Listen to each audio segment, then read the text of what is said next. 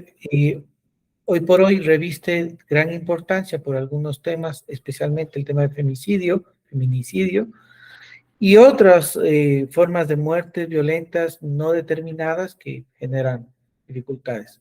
Agradecerle, doctor, a usted, a toda la audiencia, pues, por este espacio y pues esperamos, como usted dice, que sea la primera de varias opciones, no solamente con temáticas como esta, sino cualquier otra, en las que tenga que ver, pues, este aspecto de la psicología jurídica y forense. He dejado ahí una semblanza porque, pues, como peritos en el tema de las ciencias forenses, debemos acreditarnos, ¿no? Y tal vez poder únicamente indicar que he tenido la suerte de que en algunas maestrías e incluso en un doctorado en psicología forense he tenido la oportunidad de ser docente, ¿sí? Eh, y eso hace que uno crezca a través del aprendizaje bilateral, ¿sí? Así que estoy seguro que esta oportunidad nos permitirá crecer, o me permitirá a mí también crecer personal y profesionalmente con esta actividad que vamos a realizar. Eh, He querido pues traerles también para su información algunos eventos que estamos promocionando con algunas entidades hermanas y que esperamos que su entidad, doctor, pueda unirse entre estas otras para que podamos hacer algunas sinergias y podamos sacar algunos temas que pudiera ser de interés de la población a la que usted llega, ¿no? No solamente sobre el tema de autopsia psicológica, tenemos un diplomado internacional, sino también en confección y redacción de informes psicológicos periciales y un diplomado en lo que es psicometría forense, ¿no? Muchas de estas con colaboración de entidades internacionales de alto renombre. Y otros aspectos que Mental Corp, entidad a la que también colaboro, en la parte de docencia, puesto que mi trabajo en Fiscalía General del Estado no me permite otro aspecto que no es tema de docencia como tal, aspectos gratuitos también, porque lo que tenemos que hacer es llegar, obviamente, a sensibilizar, a brindar información que pueda ayudar a los colegas del tema de la psicología en estos ámbitos judiciales para pues mejorar nuestra actividad profesional. Pues bueno, vamos a hablar ya del webinar gratuito y hablaremos de la autopsia psicológica, algunas definiciones en donde estará algo de la historia. No me gusta quedarme mucho en esa parte porque pues, hay otros webinars que probablemente ustedes puedan o hayan podido escuchar, pero sí quiero ir más hacia qué poblaciones podemos, en las que podemos utilizar esta metodología, qué ámbitos de aplicación y después las describiremos de una manera mucho más amplia y algunas nociones generales. Y veremos sobre algunas de estos ámbitos de aplicación, sobre el tema de suicidio, accidentalidad, femicidio y feminicidio, y pues un tema de desapariciones que hablaremos un poco, puesto que esto se está investigando, hay poca literatura al respecto, existe ya, pero que es una metodología que está innovando y que está permitiendo la posibilidad de que tengamos la opción de utilizarla para estos casos de tan compleja funcionalidad. Pues vamos a hablar justamente de la autopsia psicológica y vamos a empezar con el tema de las definiciones. Y en este caso, pues, es una evaluación post-mortem, es decir, cuando hablamos de la autopsia psicológica, muchas de las ocasiones la gente nos dice, bueno, pero ¿cómo va a ser si esta persona ha fallecido? O en el caso de las desapariciones, pues tampoco se encuentra la persona allí. Y la psicología jurídica y forense comúnmente requiere de una entrevista directa para poder obtener la información. Pues vamos a entender que este método, que es de investigación retrospectiva, es decir, que vamos a ir desde el momento en que hemos encontrado a la persona fallecida o desde el momento que conocemos de la desaparición e iremos describiéndolo hacia atrás un determinado tiempo, especialmente el último mes, pero deberemos retroceder incluso un poco más hasta los 2 últimos años para encontrar características de la personalidad, para conocer cómo era su forma de ser, cómo actuaba, sus condiciones de vida, ¿sí? Y que esto nos permita comprender las circunstancias por las cuales esta persona ha fallecido o está desaparecida y determinar qué es lo que ha ocurrido, sobre todo en casos de muerte dudosa. Entonces, esto nos habla Jiménez en el 2011, dentro de este libro de autopsia psicológica con notas, que es uno de los textos más actuales hasta el momento, un texto del 2019, ¿sí? Del doctor Milton Leonardo Cubillos Bogotá, justamente un autor colombiano. Este libro me ha ayudado mucho y de hecho en mi máster de psicología jurídica y forense, pues hice mi tesis de máster sobre esta temática y pues me ayudó a sustentar muchos aspectos importantes. Así que muy recomendado el libro que lo puedan conseguir de manera digital o física. ¿Qué es entonces la autopsia psicológica? Es una herramienta. Y esta herramienta permite que de alguna manera tanto el profesional o de preferencia, que es lo ideal, que un equipo multidisciplinar basado en profesionales de las ciencias forenses, especialmente desde la medicina forense, trabajo social forense, antropología también, que suele sumarse en algunos casos cuando es requerido, y otros profesionales de las ciencias forenses puedan realizar justamente esta labor. Lamentablemente, no siempre el equipo multidisciplinar tiene la posibilidad de realizar este aspecto y menos aún de que podamos reunir al equipo en una misma diligencia o diligencia, no es una sola, ¿sí? Para poder realizar esto. Y obviamente, cuando ya hemos podido hacer todo el análisis de la revisión, pues importante identificar y definir desde la parte de la psicología en especial o de las ciencias de la salud mental forense, que otros profesionales como psiquiatras, también trabajadores sociales, eh, criminólogos, incluso criminalistas, y otros profesionales de medicina legal también, que tengan formación en autopsia psicológica, podrán conocer y determinar las huellas psicológicas y el estado mental. Por supuesto que cada profesional deberá ir formándose particularmente sobre las ciencias que pudiera tener pues más déficit, ¿no? Por ejemplo, si los profesionales de la psicología o de la salud mental, en el caso de psiquiatras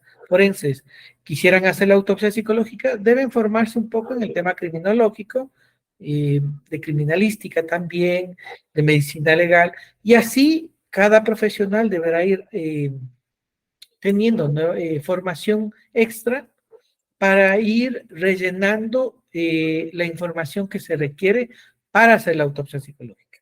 Esto nos lo indicaba el maestro Marco Antonio Romero, un profesional mexicano de alto conocimiento en esta técnica, quien incluso pudo realizar una contextualización de una herramienta importante que ya vamos a hablar más adelante, que se llama el MAPI, a su contexto mexicano, ¿sí? Cosa que es muy compleja. Entonces, y él es criminólogo, tiene algunos máster y algunos diplomados en psicología, pero no es psicólogo. Entonces, esto ayuda a entender que el profesional que tenga la formación de autopsia psicológica podrá hacerla con o sin equipo multidisciplinar, pero obviamente las partes que no son su competencia directa deberá pedir trabajo colaborativo con profesionales de las áreas que desconozca para complementar y tener una formación en esto, ¿sí? Es importante informar que nosotros deberemos revisar algunos elementos que son importantes para conocer el estado de indefensión, esta vulnerabilidad psicológica, es decir, la posibilidad de que una persona se haya convertido en víctima, sea que lo fuera directamente o no, y los presuntos sospechosos que pudieran existir. Es decir, esta metodología, ¿sí?, nos permite, pues, ir descartando, ¿sí?, a través de algunos factores de riesgo, quiénes podrían ser los presuntos sospechosos e incluso ir acercándonos al autor, aunque no podamos describir quién fue. Para eso estará la perfilación criminal, ¿sí? Pero podremos al menos reducir la cantidad de posibles sospechosos como tal. Y deberemos discriminar entre los factores de riesgo autoagresivos que tienen que ver con la violencia autoinfligida, el suicidio, o la violencia heteroagresiva, es decir, cualquier acto de violencia que otros pudieran ejercer contra mí. ¿De acuerdo? Ya vamos a hablar también del tema autoagresivo cuando ese suicidio pudiera convertirse en un femicidio, que eso está pasando también y mucho, pero no quiero adelantarme ante ello. Entonces, es importante que nosotros sepamos que iremos revisando algunos factores de riesgo y exposición de la víctima, sabremos cómo es que se selecciona esta víctima como tal, reconstruiremos las últimas 24 horas y algunas características de su entorno familiar, social, cultural y otros para poder hacer este trabajo. Ya vamos a abordar y especificar un poco mejor estas partes. Cómo haremos el perfil victimal, las características de personalidad y otras situaciones de riesgo que describiremos más adelante con los pasos que tenemos que realizar. Vamos a hablar entonces un poco de los modelos históricos. Y pues la autopsia psicológica surge en los Estados Unidos en los años 50, en Los Ángeles, en donde de alguna manera ocurría que los profesionales desde la medicina médico-legal tenían casos de muertes dudosas que no tenían la total información que permitiese esclarecer cuáles eran o determinar cuáles eran estas muertes y qué es lo que sucedió. Entonces, al no poder determinar si era un suicidio, si era un accidente o si era un homicidio, pues Littman y otros colaboradores como Theodore Korb, pues empezarían a ver la necesidad de realizar alguna metodología que permita resolver estos fallecimientos. Y entonces permita certificar de un modo más probable lo que ocurría. Así que entonces nace la autopsia psicológica. Y se atribuye a Snyder y Farberow, ¿sí?, pues el acuñar el término de autopsia psicológica, y es un procedimiento técnica de investigación utilizada para clasificar las muertes equívocas, ¿no? Y pues otros autores nos hablan justamente de este particular, Esbeck, Steinman y otros, pues hablarían después de otras colaboraciones con Littman y otros como Courtleigh y Talbot, ¿no? Entonces, siempre hay estas dificultades de que el uno dice, el otro dice que fue quien acuñó, pero pues eso es lo que nos dice la literatura. Por supuesto, hubieron una alta cantidad de autores que ustedes ven, no voy a abordar ni describir cada una de ellas, ¿sí? Y que se ha hecho un resumen, y esto agradezco justamente a un gran compañero y amigo con el que estuvimos haciendo el tema de la tesis, ¿no? El compañero Juan Fernando Jaramillo, quien hizo este resumen, esta tabla, ¿no?, indicando los autores más connotados, ¿sí?, hasta el 2013, que hablaron de la autopsia psicológica, y hablaremos de uno de los autores, la doctora Teresita García, quien en el Instituto de Medicina Legal de La Habana, pues sería quien generaría uno de los modelos de autopsia psicológica que es el más difundido, el más conocido y el más utilizado, que es el MAPI. Pero esto no dicta de que las otras opciones puedan ser utilizadas. No obstante, no se puede negar que este MAPI, este modelo de autopsia psicológica integrado, pues su mayor difusión ha sido por la cientificidad y la reducción de sesgos que pudieran generarse, incluso de parte del mismo investigador, de quien elabora la autopsia psicológica, Y esto resulta muy importante en el momento de presentar en los tribunales, pues, la pericial como tal, ¿no? No obstante, las otras tienen ventajas, tienen características muy interesantes también, y dependerá de cada profesional el uso de dicho modelo, ¿no? El que hayan elegido o tengan mayor formación.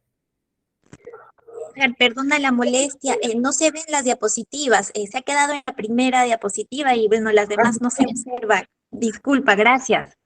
No, no, muchas gracias por informar. Yo estaba pasándoles y para mí se pasaban normalmente. No sé si ahí se está observando. Sí se observa, pero no está ampliada. Sí, está en población para la aplicación. Sí, pero no Sí. está ampliada. Ah, qué raro. Yo, en cambio, en mi pantalla la veo completa. Aquí sale todavía con el carrusel de diapositivas. Vamos a revisar qué pasó. Si no para volverla. De todas maneras, importante, yo estaré compartiendo dichas diapositivas en PDF sin ningún problema, siempre lo hago también. Vamos a ver qué pasaría. Vamos a dejar de compartir y la vamos a volver a presentar para ver qué sucedió. Pero qué lástima, no sabía que estaba pasando esto. Vamos a ver si la pasamos nuevamente. Ahí se está viendo. Está la palabra Ahora adulto sí, y están algunos textos. Hoy eso, atrás dice población para la aplicación. efectivamente. Ahora sí se ve. Estos temas tecnológicos suelen pasarnos, pero no se preocupen, les estaré pasando esta información sin ningún reparo como tal y la organización podrá enviarles esta información, por supuesto. ¿Sí? Entonces, solamente indicarles, esta era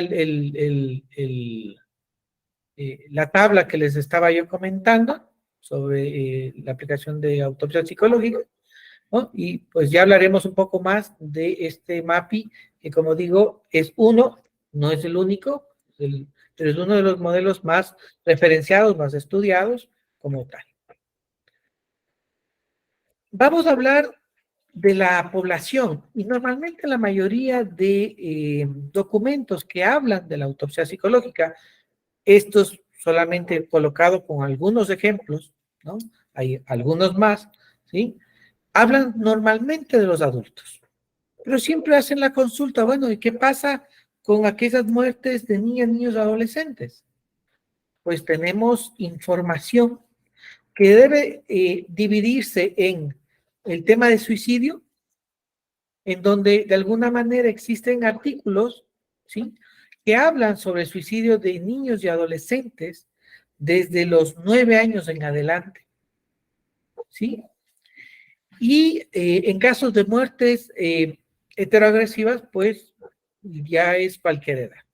De hecho, pues existe un libro que yo les recomiendo mucho sobre la psicología forense de la teoría de la práctica, de la doctora Rocío Estela López Orozco, que en el capítulo 10 nos habla de estas muertes, los filicidios o homicidios de menores de 5 años de edad, en donde la autopsia psicológica se puede aplicar.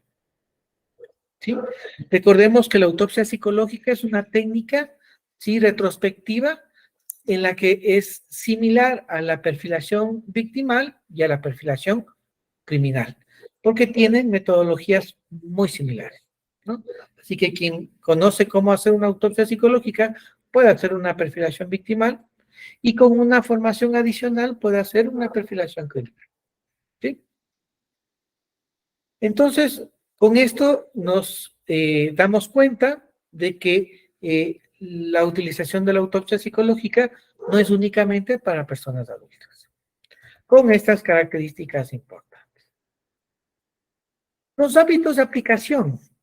Pues aquí he colocado aquellas en las que se puede utilizar. En el tema penal, pues tendremos los casos de suicidio, ¿sí? Y ya vamos a hablar, como mencioné, un poco más sobre este, porque hay gente que me dice, bueno, pero si se suicidó, ¿por qué es un tema penal? ¿Y por qué se sigue investigando si ya sabemos que se suicidó? Pues lo que tenemos que saber es cuál es la causa. Y si esta causa puede ser porque alguien ha instado a matarse, ¿sí? Pues entonces estamos ante una muerte, ¿sí? En la cual pues alguien ha generado, ¿no? Este fallecimiento. Y esto podría tener una repercusión penal, ¿sí? Recordemos justamente los casos en donde algunos, vamos a hablar de algunos psicópatas o otros que han sido determinados con esta etiqueta, ¿sí? Han generado el tema de muertes en masa, ¿sí? Como Charles Manson, en donde él dice, yo en ningún momento llegué a tocar o a matar a alguien, pero instó, ¿sí? A través de algunos aspectos a que estos llegaran a suicidarse, supuestamente pensando en un Edén, ¿no?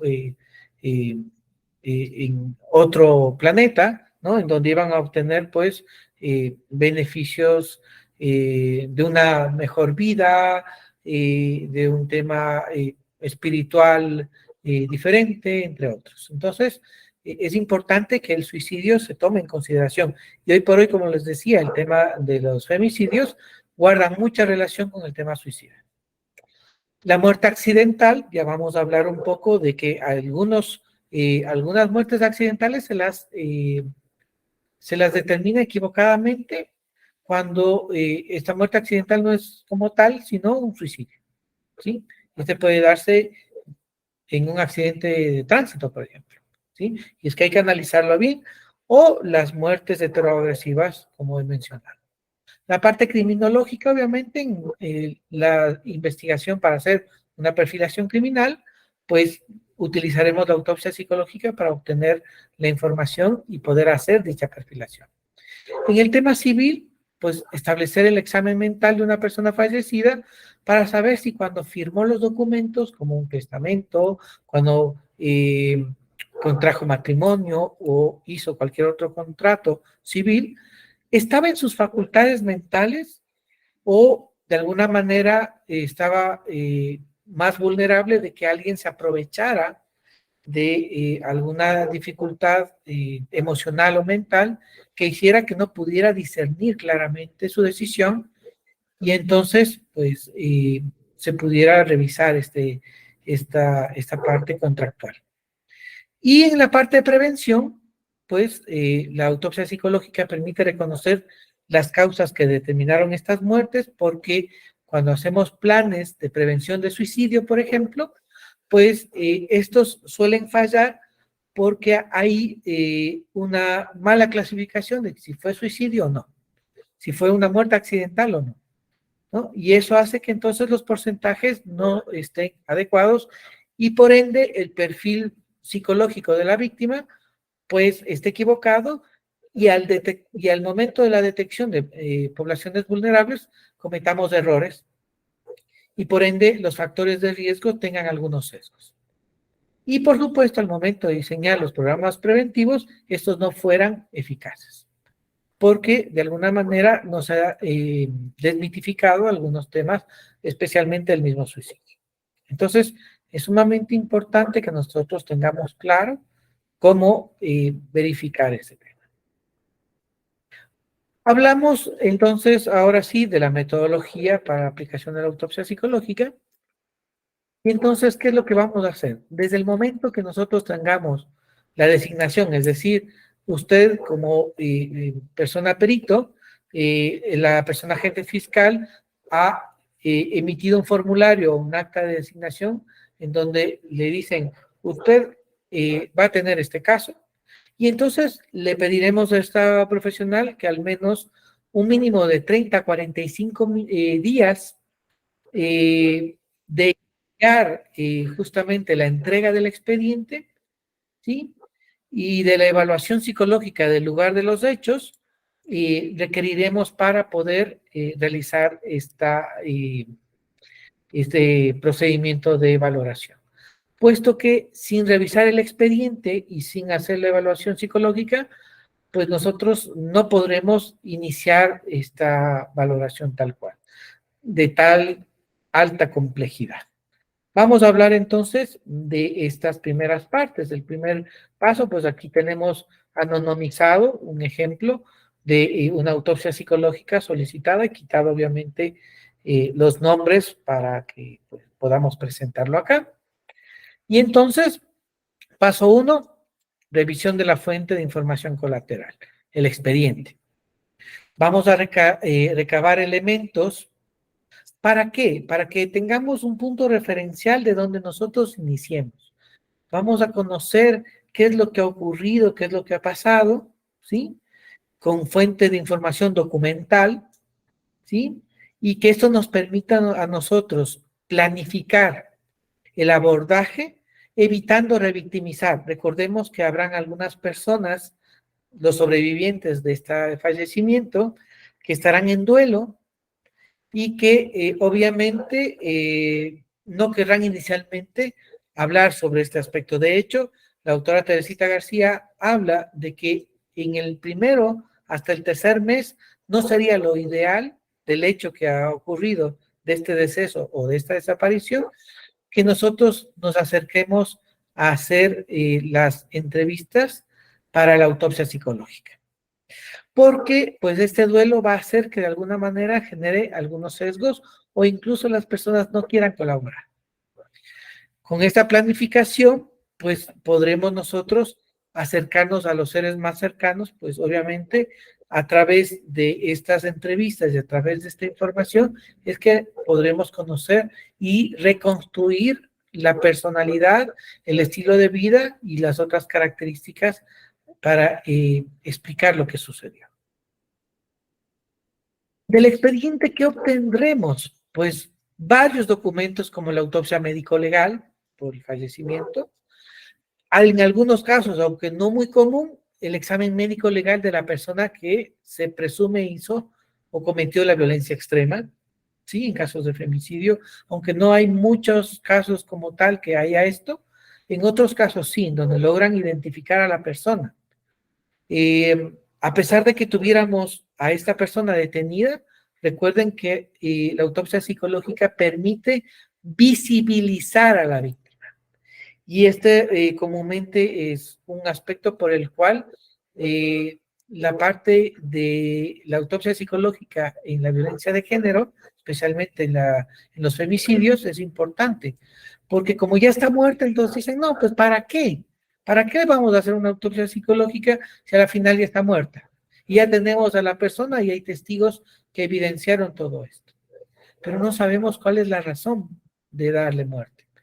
Y aquí es importante explicar el ejercicio de poder, es importante determinar la simetría, determinar los factores de vulnerabilidad, entre otros. Y esos elementos se obtienen conociendo a la víctima. Entonces, hay gente que nos dice, no, pero si ya está, ¿para qué? Pues para visibilizarla.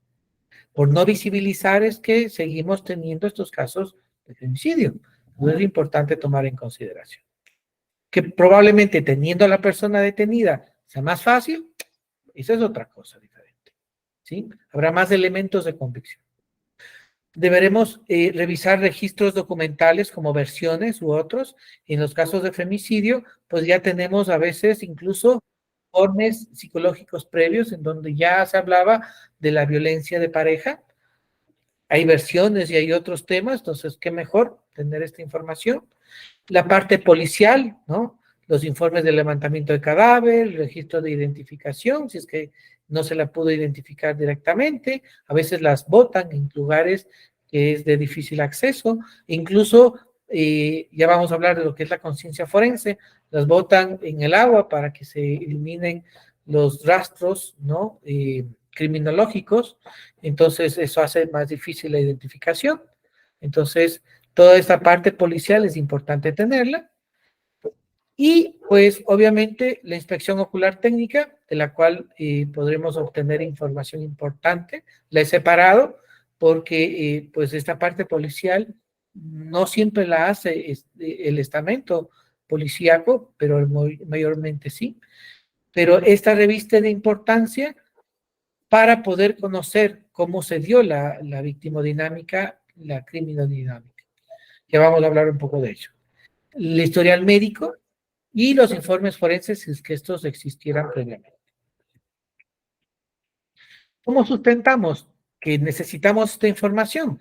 Pues Kane y Dubowski en el 2011 nos hablan de registros que deben ser revisados desde la parte de la psicología forense para realizar y tener mayor información y contrastar la información que podamos tener, ¿no?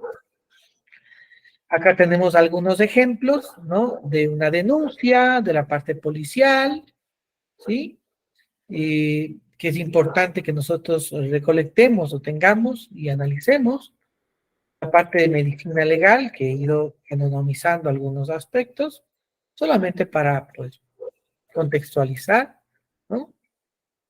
Tenemos ahí la autopsia médico-legal. Muy importante que nosotros hagamos una discusión interdisciplinar, que ya vamos a hablar de eso, con los profesionales para que nos expliquen qué pudo haber ocurrido, qué pudo haber pasado, ¿no? ¿Sí? Y de profesionales de criminalística que nos indiquen qué es lo que ocurrió, cómo encontraron los hechos, ¿no? Las fotografías, cómo se fueron dando el lugar de los hechos, tal cual como encontraron todo. ¿De acuerdo? Eso nos ayuda inicialmente a centrarnos y a saber qué es lo que ocurre. Son dos, la inspección del lugar de los hechos. Y esto suele generar controversia por cuanto hay una diligencia que hace la policía de la inspección del lugar de los hechos. Esta reconstrucción psicológica o conductual y emocional para el reconocimiento y levantamiento ya no de los indicios físicos que hace la policía, sino de las huellas psicológicas, es muy importante. Es decir, si nosotros vemos una escena, yo recuerdo una muy clara que siempre pongo para ejemplo, en donde estaba una persona de género masculino, ¿sí? Perdón, de sexo masculino, ¿sí? Y que tenía varias puñaladas en todo el cuerpo, pero en los glúteos tenía dos puñaladas pronunciadas, ¿no? Y que a través de las entrevistas conocimos que su género, sí, era de una persona, pues, homosexual. Por eso hice la corrección. Yo les decía, sí, yo ya sabía que esa persona, pues, como una hipótesis, pudiera tener este género. Entonces, los policías, cuando yo mencionaba esto, me dicen, ¿pero por qué? Pues fácil. Otra persona que tuviera otras motivaciones, ¿sí? Como un tema económico y otro, pues entendería, pues, las cuchilladas que tenía en toda la parte del cuerpo. Pero solamente una persona con una motivación emocional muy fuerte hubiese dado las cuchilladas en las nalgas. Esto hablaba de un tema de intimidad, ¿no? Entonces, era muy importante, ¿sí? Comprender este aspecto criminológico y la huella emocional y psicológica que generaba, ¿sí?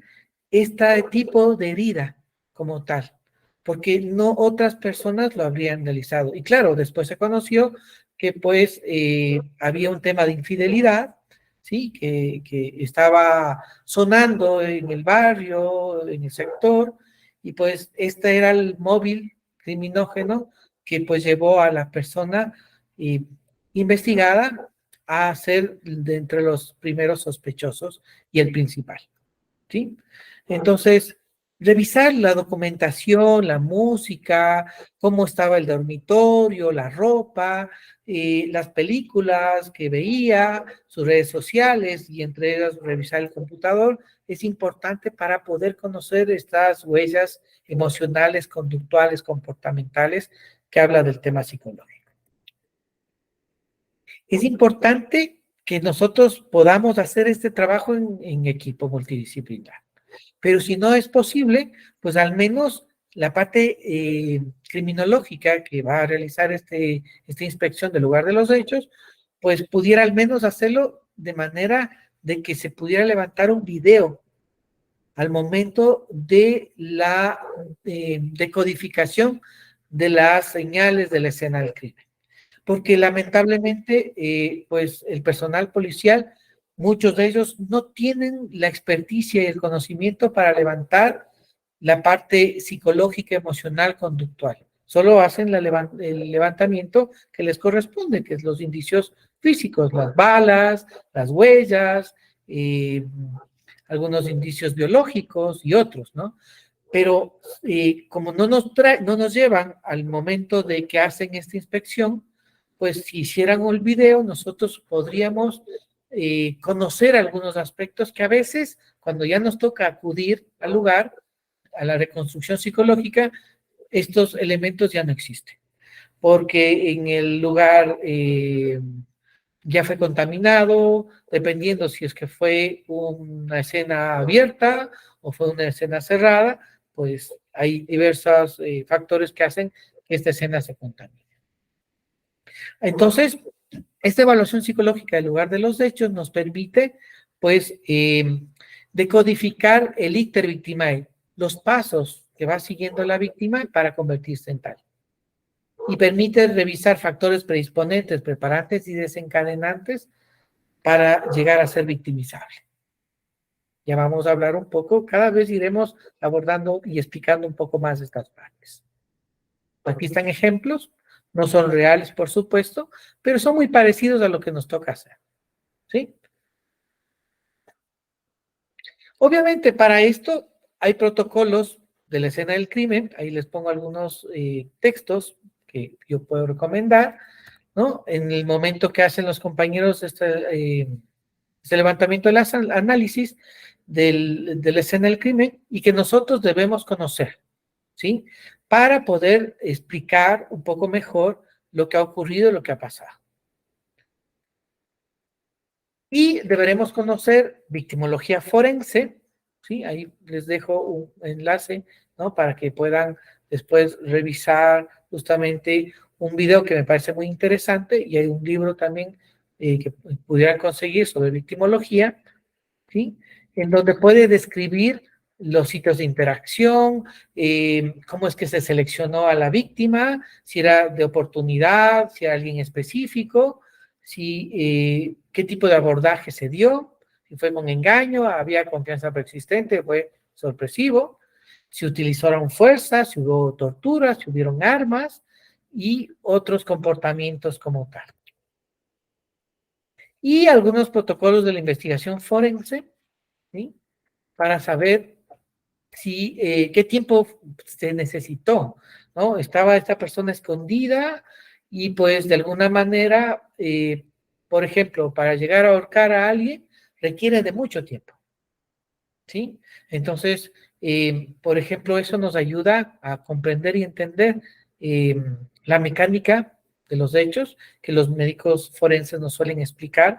Dice, mira, si hizo esto y se dio de esta manera, requiere tiempo, requiere espacio, requiere de algunos elementos, ¿no? Saber si hubieron artículos personales que estaban faltando, como trofeos, souvenirs, o si hubo resistencia, si alguien modificó la escena para que sea más difícil que nosotros podamos conocer el hecho, que pasa mucho, ¿eh? Ahora la conciencia forense hace que prendan fuego, boten agua o le sumerjan al cuerpo para evitar y destruir cualquier evidencia que pudiera existir. Entonces son temas que tenemos que conocer y que debemos conocer como tal para identificar esta escenificación, si se ha modificado la escena del crimen. Y conocer la clasificación victimal, determinar los modus operandi que permiten pues el éxito del cometimiento del delito, cómo esto permite proteger la identidad, cómo poder huir fácilmente o saber si esto es posible hacerlo con uno o varios agresores. Hace poco estoy haciendo un caso en donde el médico forense nos decía, levantar un peso muerto para que pudieran botarlo al lugar en donde se le encontró, hace presumir que no es posible que lo haga una sola persona. Se requiere necesariamente de una segunda al menos. Eso nos ayuda a comprender muchos aspectos. Y otras características que debemos analizar, ¿sí? Si hay conducta ritualista, si hay una firma, es decir, conductas que no son necesarias para dar muerte. Todo un caso de una adolescente, en un caso de femicidio, en donde se encontró que existía ADN de la persona sospechosa y que la persona sospechosa decía, sí, nosotros mantuvimos relaciones sexuales, ¿sí? Pero fue por vía anal, perdón, fue por vía vaginal. Entonces, cuando yo estaba haciendo la entrevista, y yo prefiero hacer estas entrevistas en cámara de Gesell, y los abogados estaban en la parte de en la parte del área de observación, pues a través del vidrio unidireccional, pues yo le digo, perfecto, sabía que se encontró su ADN no en el orificio vaginal, sino anal, y usted me acaba de indicar que únicamente mantuvieron relaciones vaginales y no anales. Explíqueme cómo es que su ADN aparece allí. ¿Qué es lo que ocurre? Que el médico legista nos pudo explicar que luego de haber dado muerte, y como esta adolescente no quería estar con esta persona, pues cuando ya falleció, la agredió sexualmente y la agredió post-mortem. Entonces, esta era una firma, ¿no?, que nos ayudaba a explicar que como no la pudo obtener, no pudo acceder carnalmente estando viva, pues la humilló de esta forma, ya estando muerta. Entonces, esto nos explicaba que había alguien que por alguna razón no tuvo acceso a esta persona y se conoció que entre los sospechosos había una persona que finalmente se determinó que fue el autor, ¿sí?, a través de otras periciales como la perfilación criminal, y que pues la motivación fue esa, ¿no?, el tema sexual. El paso 3, como hemos dicho, la discusión multidisciplinar.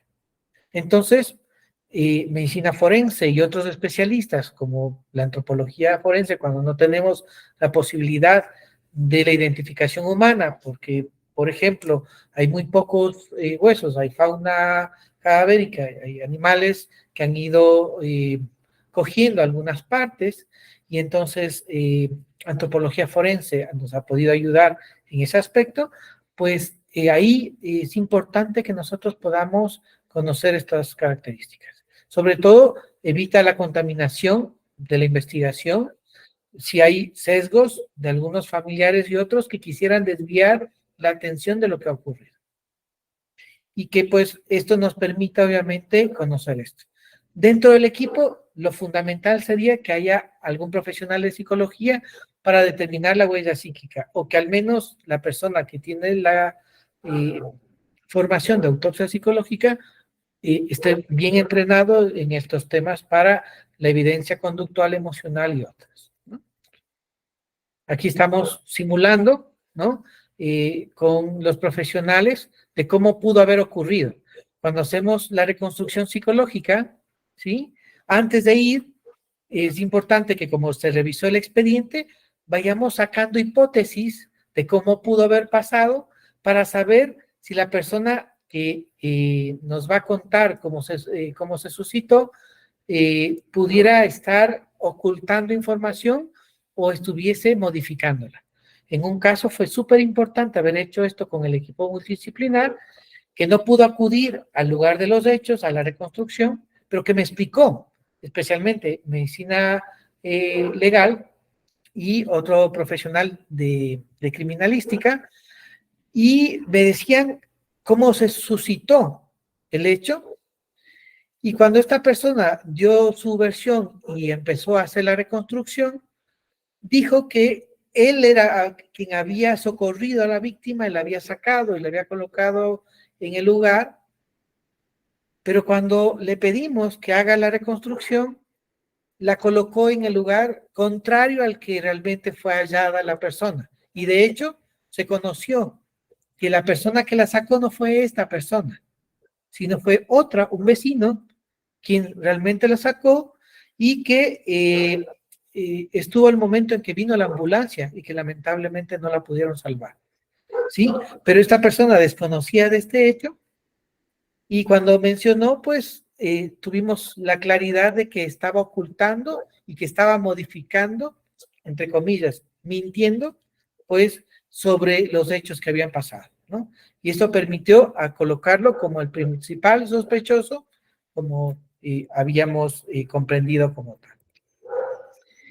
Y finalmente, pues, el cuarto paso, las entrevistas de fuentes de información. Cuando ya hemos recolectado toda la información documental y de la reconstrucción, pues ampliaremos la información con aquellas personas que le conocieran a esta persona, ¿sí?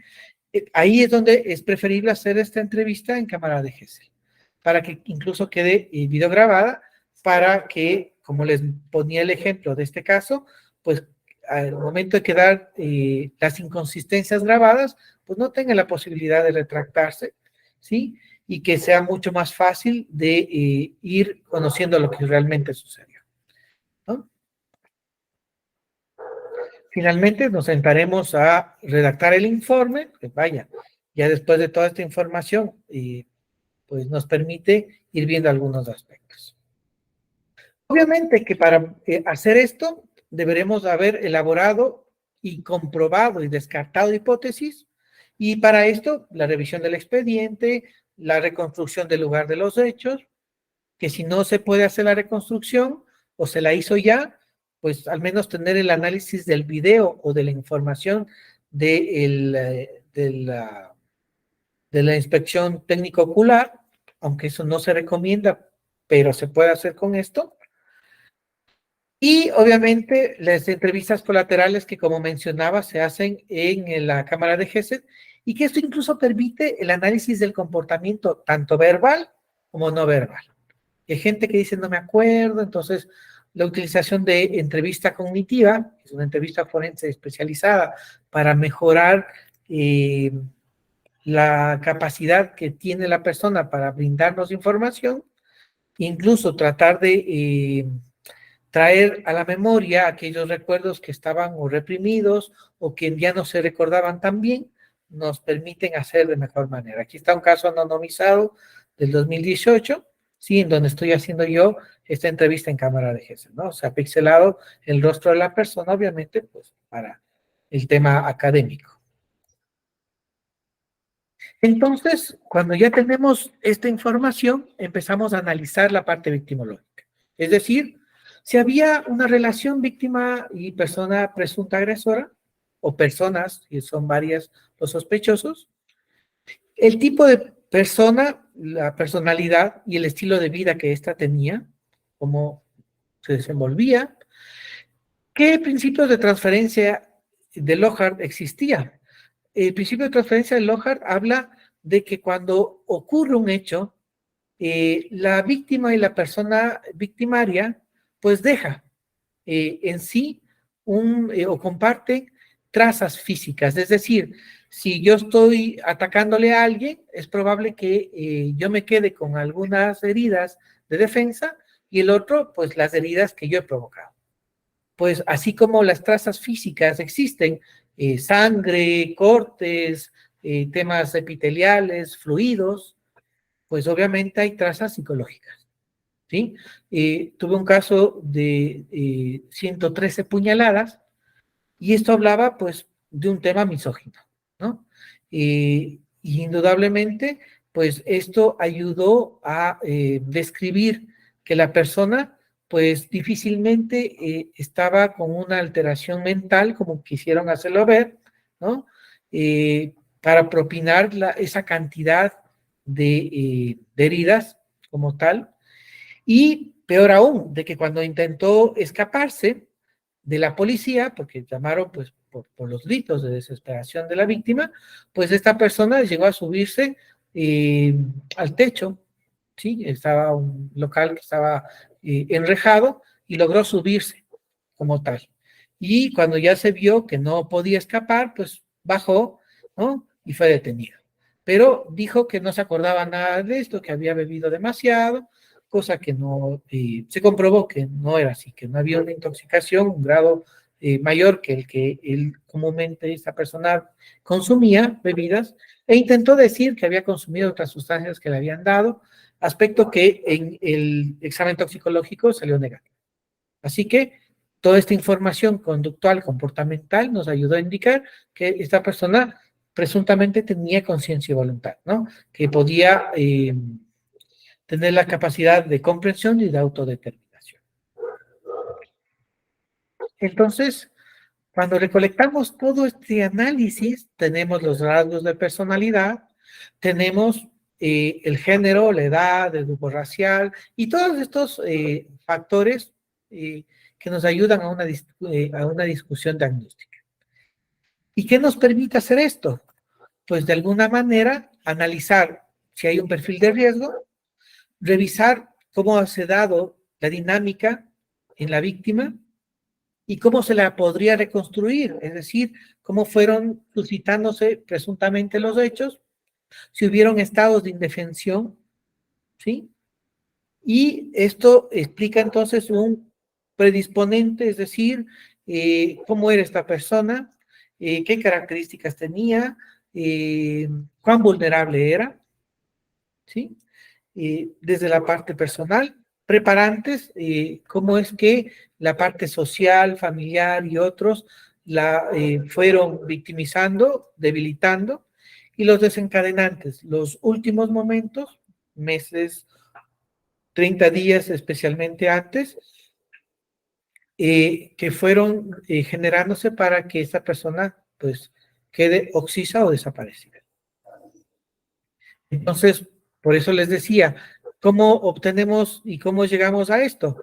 Pues vamos a conocer los riesgos de exposición, es decir, la personalidad nos va a indicar de cómo es que esta persona podía ser tal vez alguien muy dependiente, alguien que tuviera tal vez una característica más de requerir de otros para tomar decisiones, evita su conducta o su comportamiento para no perder el afecto de los demás, o es alguien muy obsesiva en sus tiempos y en sus formas de actuar, en la limpieza, en su orden, o tal vez una persona que eh, fuese tal vez más solitaria o que desconfíe de todos, algunas personalidades que he podido describir. Cómo era en lo profesional, en lo social, y esto nos permite determinar un riesgo, bajo, medio o alto. ¿Cómo seleccionó a la víctima? Si estaba en el momento y lugar equivocado, si era una forma de simbolismo, es decir, era una mujer, era una persona con discapacidad mental o física, o si esto era una fantasía, era una adolescente y estaba vestida con su uniforme de colegio, y para algunos pudieran eso ser una fantasía sexual que se les fue de las manos al momento de no permitirle a la persona que escapara y fallece, entre algunas otras interacciones. La reconstrucción de las últimas 24 horas, porque a veces estas interacciones en las rutinas, ¿sí? En el estado emocional, en los trayectos y en los medios de transporte en donde va, pudiera explicarnos qué es lo que pasó para que se suscitara el hecho. Y pues las características sociodemográficas, cómo era la estructura familiar, si faltaba alguno de los progenitores o cuidadores, si hubo negligencia, si hubieron dificultades en esta área, o si en lo social era marginada, ¿no? Si en el tema cultural había un tema denigrante, ¿no? Entre otros. si esto de alguna manera generaba un perfil de una víctima, entendiéndose que la víctima puede, según algunos autores, pues tener algunas características como alguien más vulnerable, más indefensa, o alguien que tal vez por algunas condiciones estaba pues debilitada, o incluso poder hablar también de una víctima que de alguna manera se ha puesto sin querer en un mayor riesgo, sobre todo cuando hay violencia cruzada, o por último una víctima falsa, ¿no? Alguien que ha querido cometer un hecho y pues como decimos en Ecuador se ha virado la tortilla, ¿sí? Y fue por lana y salió trasquilado. Alguien que quería asaltar, por ejemplo, y pues a la final la otra persona se defiende y sin querer se da un acto, por ejemplo, accidental, ¿sí? Las características, los rasgos de personalidad que hablamos, las situaciones de alto riesgo, predisponentes, preparantes y desencadenantes que expliqué. La clasificación victimal, aquí están algunas clasificaciones de lo que hablé hace un momento, desde la víctima ideal o la víctima pues simuladora, ¿sí? Son algunos de los aspectos como Mendelssohn, que es una de las clasificaciones victimales más antiguas, pero muy clarificadora, pero que hoy por hoy ya no se la utiliza como tal. Una tipología victimal de Morillas Fernández del 2013 es mucho más actual. Existen otras, por supuesto. Aquí he puesto algunos ejemplos para quienes quisieran pues, aprender un poco más sobre este tema. Y pues finalmente, de todo este análisis, de toda esta revisión, llegaremos a las conclusiones y recomendaciones. Las conclusiones dependerán de si esto nos permite clarificar que ha sido un suicidio y el diagnóstico nosológico, si hay alguna patología o algún tema de personalidad, pudiera explicar qué pasó.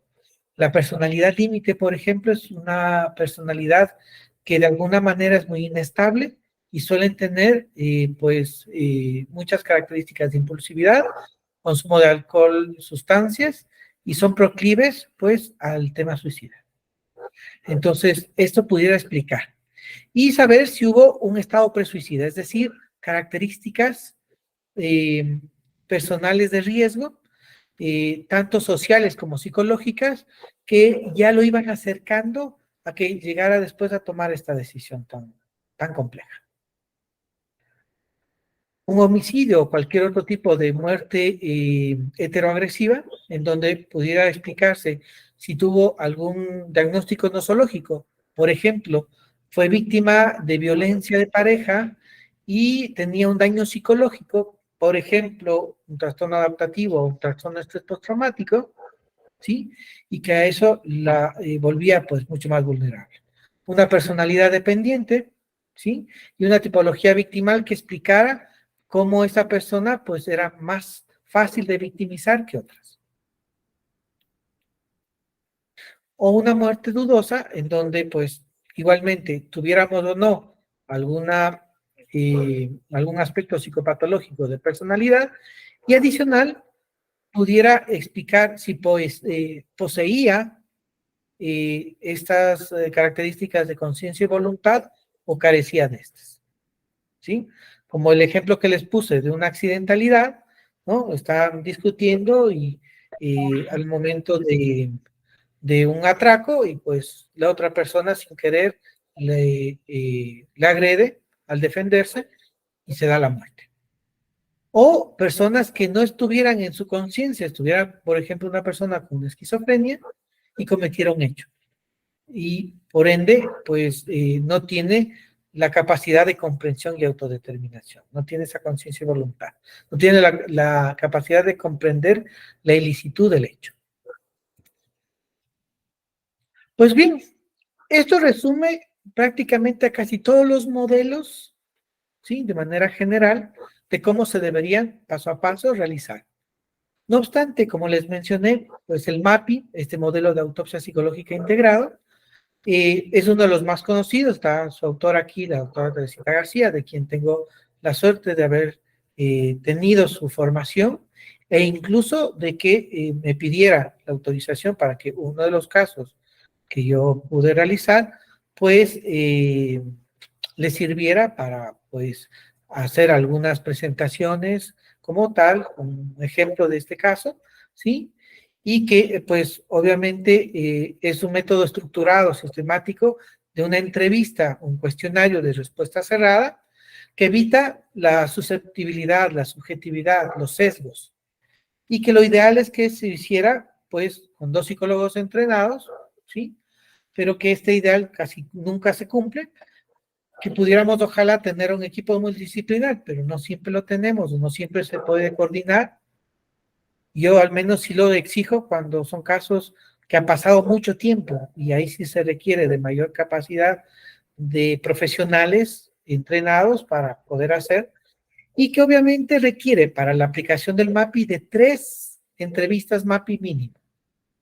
¿Por qué 3? Porque esto permite a que de alguna manera estadísticamente, dice la doctora, pues evitar este sesgo y que permita obviamente una mayor fiabilidad estadística al haber un tercero en discusión. El MAPI se le aplica obviamente a aquellas personas que estuvieran más cercanos a la persona occisa o desaparecida, incluyendo a la pareja o expareja, siempre recomendando que en casos de femicidio, si hubiera la sospecha de la expareja o de la pareja, pues a esta persona se le debería aplicar al final, porque esta pudiera, como sospechosa, de tratar de tergiversar algunos elementos, ¿no? Y entonces, pues aquí están algunas de las áreas que tiene pues este modelo de autopsia psicológica. Las he ido colocando aquí para conocer el examen psiquiátrico retrospectivo, es decir, cómo las funciones mentales superiores de esta persona en su forma de pensar, de sentir, de su nivel intelectual, su conciencia, su orientación, su pensamiento, las esferas de relación y sus características de personalidad. Y esta, pues como la he retirado aparte, porque no todos los modelos requieren de la comprobación de hipótesis a través del MAPI, pues es importante que nosotros hagamos estas 3 mínimo o en número impar. 3, 5, 7. El maestro Marco Antonio Romero decía que había realizado 37, no, perdón, 39 MAPIs en un caso de alta conmoción social en México. Y hay casos en donde se requiere ya mayor cantidad de información, pues mayor disminución de sesgos, ¿no? A veces por los tiempos procesales no alcanzamos a hacer más de 7 en algunas ocasiones. 5 es un número que es bastante interesante. Para ya acercarnos a finalizar esto, pues, aunque tenemos todavía un poquito de tiempo, pues vamos a hablar entonces, como dijimos, de cómo utilizar la autopsia psicológica en distintos ámbitos. Y vamos a empezar desde la menor cantidad de casos hacia la mayor cantidad. Y los casos de accidentalidad no son muy frecuentes. Esta autopsia psicológica y accidentalidad, pues se describe en el libro de la doctora Teresita García, Pericia de Autopsia Psicológica, indicando en este texto, pues, que en La Habana, Cuba, pues, el primer lugar de muertes violentas son accidentes realmente. Y el segundo lugar, pues, temas de aspectos, vaya, de salud, ¿sí?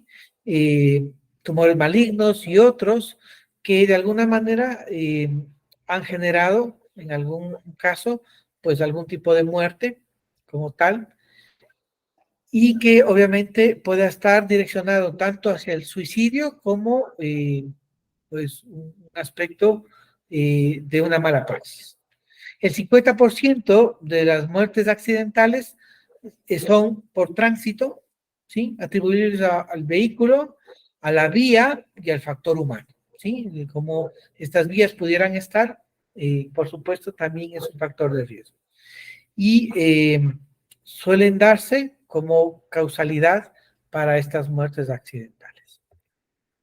En este caso, pues tenemos que tener cuidado de dilucidar entre suicidio, y lamentablemente ya arreglaré al momento de darles las diapositivas, o sea, subido un poquito al momento de pasar las diapositivas para esta presentación, de que pudiera determinarse o bien un suicidio o un tema accidental, porque a veces se disimula, es decir, se intenta fingir un suicidio diciendo que es un accidente y viceversa. Entonces, la motivación para enmascarar un suicidio simulando una muerte accidental son varios. Y entre ellos están los intereses personales, sociales, hasta incluso motivaciones legales y económicas. Hay gente que a veces, pues, dicen que ha sido un accidente porque si se determina que es un suicidio, la parte económica, un seguro de vida, pues no se lo puede cobrar. O viceversa, ¿sí? Algunas motivaciones legales que de alguna manera hacen que una persona, pues, haya sido un accidente y dicen, no, es que realmente se suicidó. Y así cerramos el caso y no se hacen más investigaciones cuando pudiera haber algún otro tema que pudo haber sido accidental, ¿sí?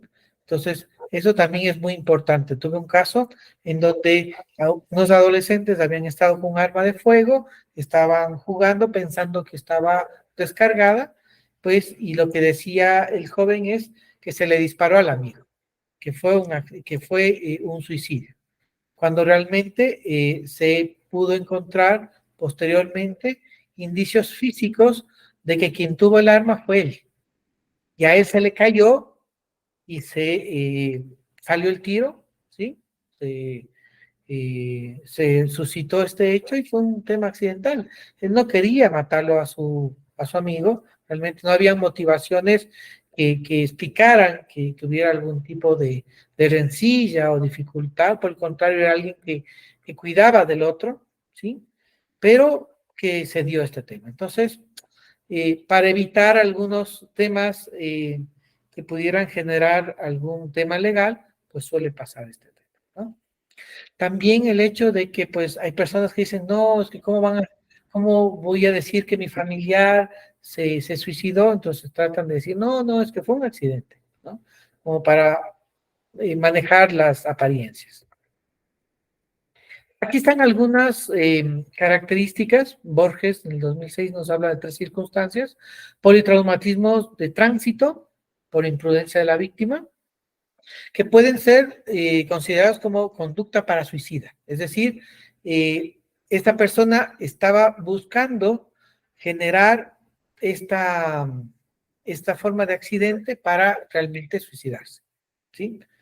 Intoxicaciones que dificultan el determinar el diagnóstico de intencionalidad y voluntariedad, y algunas con causalidades, ¿no? Efectos directos o indirectos de la conducta suicida y consciente.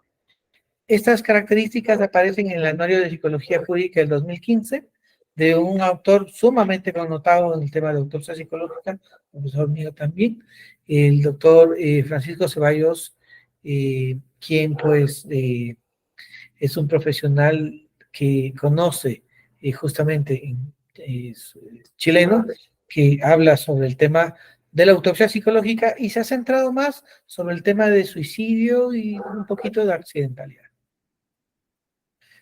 Yéndonos a la parte de la autopsia psicológica y suicidio tal cual, pues indudablemente es una dificultad el poder determinar las actitudes y comportamientos presuicidas de una persona, sobre todo cuando las personas todavía se mantienen en ese duelo de que no pueden creer que se haya suicidado. Y comúnmente estos sobrevivientes suelen no poder admitir la realidad y aumentan las posibilidades de sesgos, lo que hace que esas personas digan, no, es que realmente alguien debe haberle matado, no pudo haberse suicidado, esto no le pudo haber pasado a mi familiar o a mi ser querido, ¿no? ¿No? Como parte de un mecanismo de defensa, ¿no? Entonces, madres que dicen, no, no, es que él tenía muchos enemigos, estos le deben haber matado, cuando todo nos dice, ¿no? que se suicidó. Y que se suicidó por factores que no tenían que ver con una violencia de género, ¿sí? En donde ese suicidio netamente es por algunos factores como el tema económico, el tema educativo, aquellas personas que no han podido pasar de año, adolescentes o personas que ya van repitiendo varios años y que esto les ha generado algún tema depresivo, algún tema sentimental que no ha generado un tema de violencia, ¿no? Una ruptura sentimental sin haber un tema de agresiones, no ha sido correspondido, el consumo de alcohol excesivo que genera pues conductas para suicidas, no quería suicidarse, pero el alcohol al ser un depresor pues ha generado esa conducta y ha tenido una enfermedad catastrófica y no ha querido continuar con su vida, ¿no? Entre otros, que no expliquen un tema de violencia, por favor, ¿sí? Entonces, tenemos allí un tema de suicidio común. Aquí, en este artículo, justamente el 2016, la autopsia psicológica, una herramienta útil para la caracterización de suicidio, pues nos hablan de que es importante esta encuesta semiestructurada para entender las razones por las que la persona concluyera el proceso de suicidio, ¿no? Y es muy importante tener en consideración, pues, algunos factores de riesgo que ustedes conocerán probablemente y que los he descrito hace un momento. Pero también, como he explicado, pues la autopsia psicológica nos va a permitir también dilucidar si es un caso de suicidio tal cual o es un suicidio por una razón de género, y cuando estos existen, pues pudiéramos estar ante un femicidio. No obstante, pues este artículo nos habla también de la autopsia psicológica también como medios de investigación para eventos suicidas, ¿no? En la parte de suicidio tal cual. Pero este mismo nos servirá para explicar el tema de femicidio. Algunas características que quería describir sobre el tema suicida antes de pasar al tema de femicidio, pues está aquella población suicida infantil y adolescente, algunos autores de las que se puede buscar y que están en este artículo de la Nueva Psicología Jurídica del 2015 del doctor Francisco Ceballos de Espinosa, como también una caracterización en población de personas adultas mayores que han cometido suicidio, ¿no? Aquellas personas que ya no se sienten útiles para la sociedad y su familia, a veces ni para sí mismos, y tanto en ámbitos laborales, familiares, personales, ¿no? Y que entonces deciden, pues, cometer este suicidio también. Pues bueno, vamos a ir ahora sí a la parte más amplia, más importante de la utilización de la autopsia psicológica, en las muertes heteroagresivas, es decir, que tienen algún tema de violencia. Y antes de pasar al tema del femicidio, pues aquellas muertes en donde de alguna manera no se ha dado un femicidio, pues están explicadas en esta tesis doctoral, ¿sí? En donde se ha utilizado la autopsia psicológica y en donde pues es importante tener en claro que esta persona que ha dado muerte a otra, pues, y que hablan de signos de violencia, tanto en la víctima como en la persona victimaria, descubriendo el móvil, tal vez porque esta persona eh, iba a explicar o a indicar algo, ¿sí? Iba a manifestar algún hecho delictivo, había una motivación, tenían alguna rencilla personal u otros, pues es importante a tener en consideración. Y esa móvil hay que explicarlo a través de la autopsia psicológica, ¿sí? Entonces, es importante que no siempre hay interacción previa de la víctima. Por ejemplo, para ocultar un delito, ¿sí? Un delito menor, se da muerte a alguien, ¿sí? Y eso no siempre tiene que ser una razón de género, ¿sí? Por ejemplo, en un en un conflicto bélico, en donde estas personas estuviesen realizando justamente pues, el fuego cruzado, y si no hay una razón de género, pues, y ambas personas están armadas, ¿no? Parte del conflicto, pues entonces no habría una razón de género. Distinto sería que, por ejemplo, en una misma situación, una persona de género femenino falleciera por este fuego cruzado en donde esta persona no tuviera un arma, ¿sí?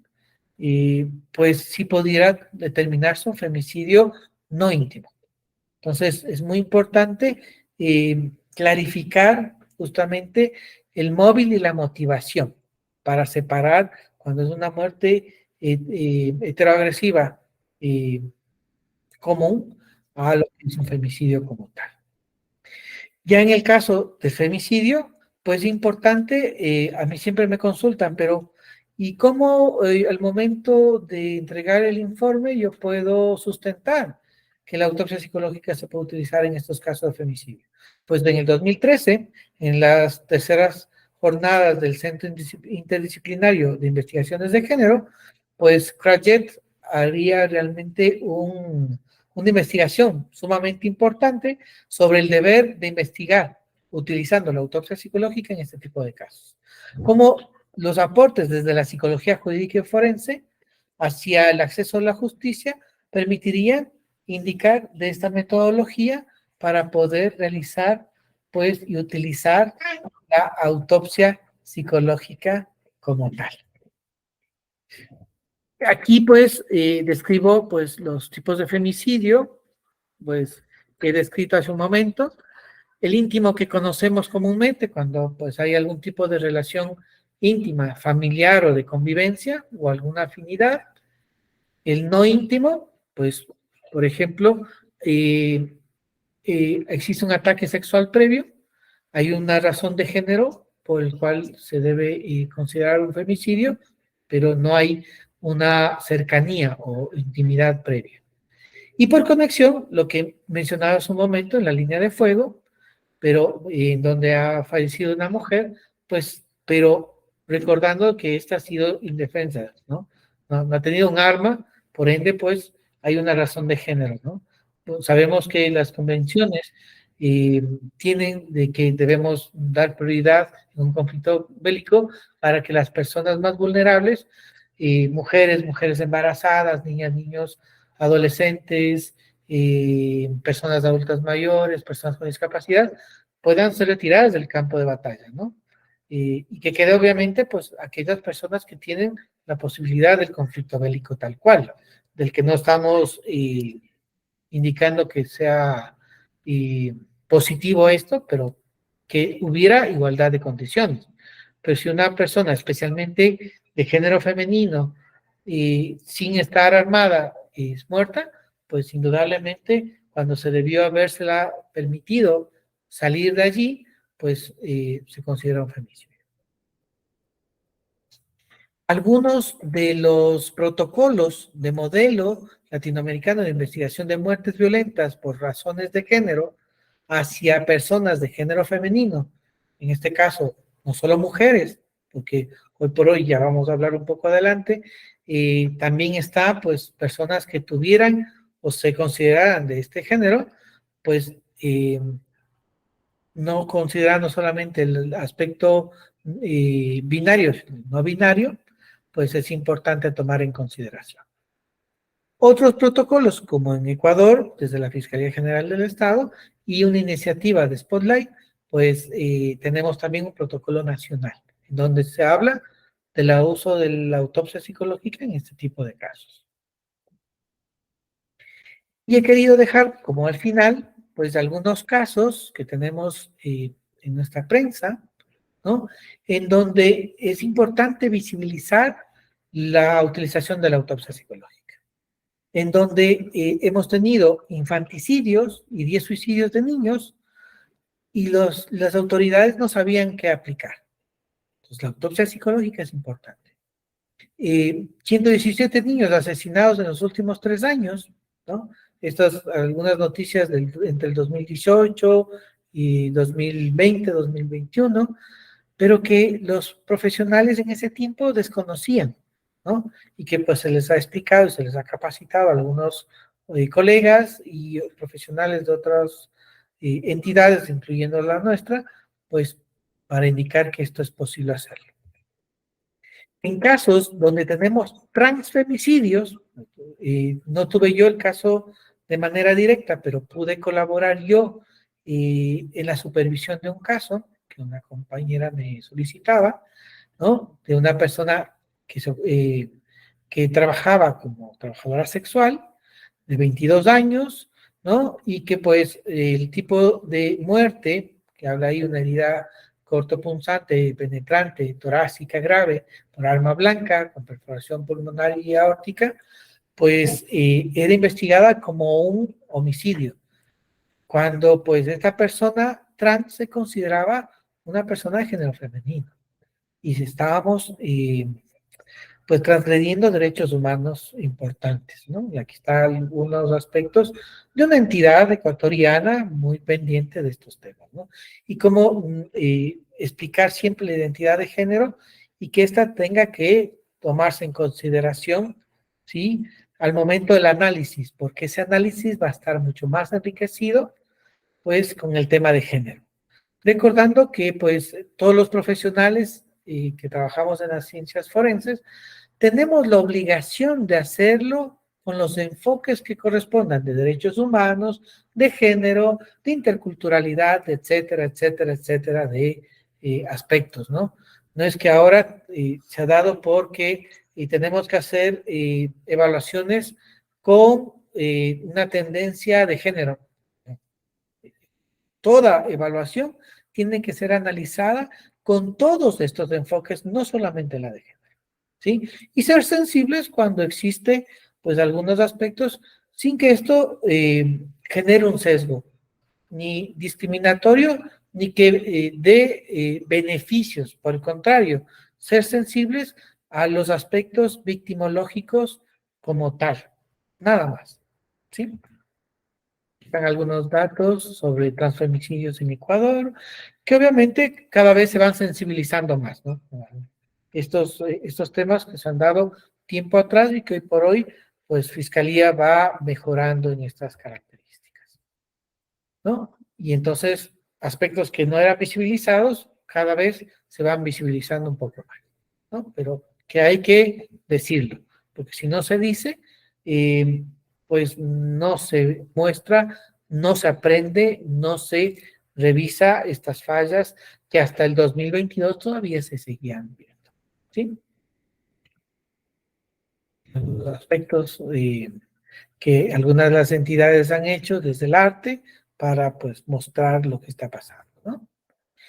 Y acá ejemplos, en cambio, de suicidios.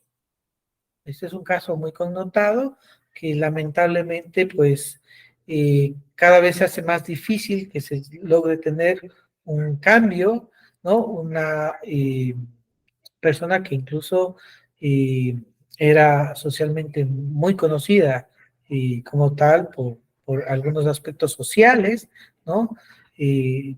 Como tal, una persona de género femenino que por algunas características de simetría en la belleza, pues era conocida y que pues existía un suicidio, indudablemente, desde la parte médico-legal, pero que no se logra identificar si este suicidio se da por una violencia de género propinada por su pareja o expareja, que incluso era alguien que trabajaba en fiscalía, una persona agente fiscal, ¿sí? Y que esta pudiera ser una de las causas.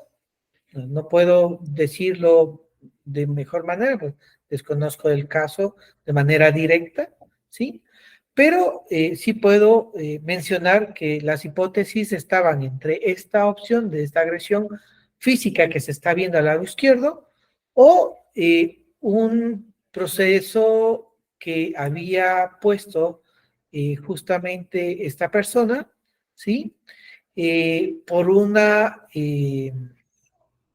violencia de tipo sexual generada por otras personas, dos personas distintas a su pareja. Entonces, pues lo que sí se puede decir es que había formas de violencia de género que estaban en la persona y que estas había que analizarlas bien para determinar si alguna de estas eran las causales por la que la joven pues se llegaría a suicidar. Entonces, que había una razón de género inmersa, no puedo decir si una de estas era la causa directa, pero había estas al menos, era importante de hacer un análisis y una separación, ¿sí? Una buena revisión para poder hacer el nexo causal y poder determinar lo que sucedió. No obstante, otros casos de femicidio que se los hizo pasar como suicidio, ¿sí? Es importante tomarlos en consideración. Y entonces, por suerte, en algunos casos, estas simulaciones no son muy elaboradas o el profesional o los profesionales que estuvieron en el caso estuvieron bien entrenados y pudieron encontrar la significación. Entonces, pero que otros casos en donde a veces los profesionales no están entrenados y se les ha pasado, ¿no? O tienen lo que se denomina, pues, la conciencia forense, es decir, que gracias a estas series más hollywoodenses, o a veces hay gente que entra a estas formaciones y aprenden cada vez más a cómo ocultar estos hechos, hacen que de alguna manera, pues estas personas, pues tengan conocimientos forenses que hacen que sea más difícil o sea más precisos al ocultar la información que pudiera acercarnos a alguna persona. ¿Sí?